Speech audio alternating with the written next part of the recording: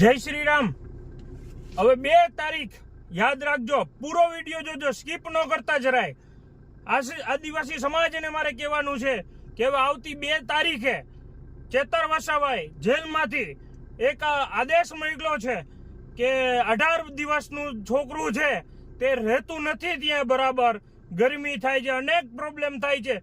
તો મિત્રો હવે ધ્યાન રાખજો, 2 તારીખ 4 રાજ્યના લોકો, આદિવાસી સમાજ, અમુક પાર્ટીઓ અને સત્તાધારી લોકો પણ આવે છે અને આપણે બધાને સપોર્ટ કરવાનો છે, કેમ કે 18 દિવસનું બાળક ત્યાં કઈ રીતે રહી શકે એને છોડાવવા માટે થઈ, ચેતર વસાવાને છોડાવવા માટે થઈ અને આદિવાસી સમાજનો જે કહેવાય ને અવાજને છોડાવવા માટે થઈ અને એક સંમેલન કરવામાં આવ્યું છે 2 તારીખે। આ વર્ષાબેને જે જાહેરાત કરી છે, જેલમાં મળવા ગયેલા અને મળેલા અમુક એને મળી અને આવી અને 2 તારીખનું અલ્ટિમેટ આપેલું છે કે એક શાંતિપૂર્ણ જી મિત્રો, આપણે કોઈ જાતનું ધોકા કે લાકડી કે એવી કોઈ ઉપયોગ કરવાનું નથી, શાંતિપૂર્ણક સમર્થન આપવાનું છે અને સંમેલન કરવાનું છે અને 4 રાજ્યોના આદિવાસી સમાજ આવવાના છે અને લાખોની સંખ્યામાં આવવાના છે,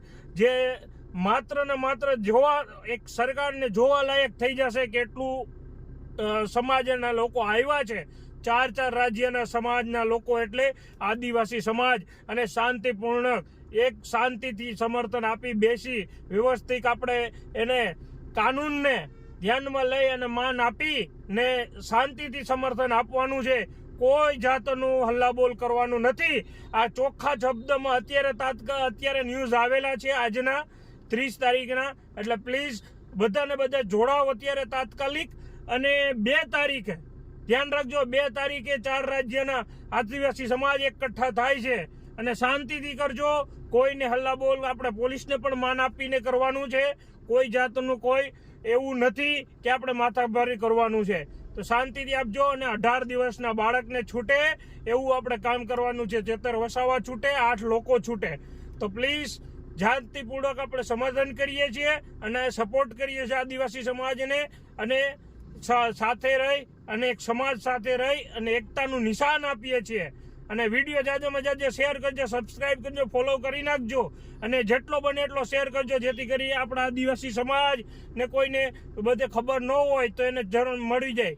જય હિન્દ, જય શ્રી રામ।